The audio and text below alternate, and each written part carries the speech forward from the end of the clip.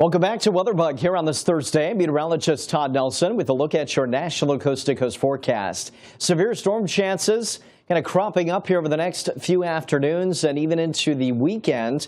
We'll talk about that. We'll talk about the heavy rainfall potential and then some western snowfall, mainly through the Rockies and the Front Range. But the same storm creating that snowfall potential in those locations is also going to be creating that severe weather potential. So today, we have a slight risk from eastern Colorado to Kansas and then down into Texas, an enhanced outlook from southwestern Kansas into the panhandle of Oklahoma and Texas. Hail, high winds, and isolated tornadoes can't be ruled out.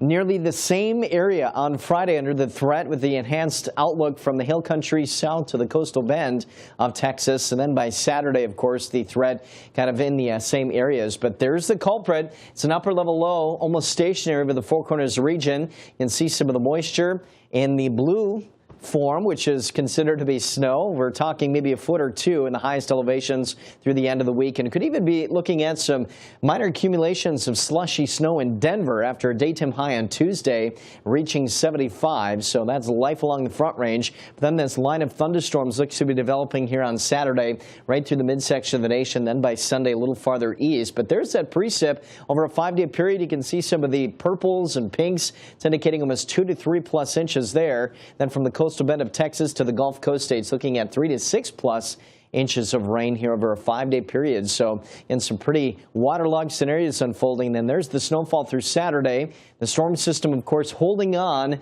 to the Four Corners region yet through the end of the week. And meanwhile, it'll still be mild out ahead of that storm system. So 70 in Minneapolis today, 75 in St. Louis. Looking at widespread showers and storms over the next few days from the Gulf Coast states and places along the Front Range, some of which could be a little bit on the strong to severe side.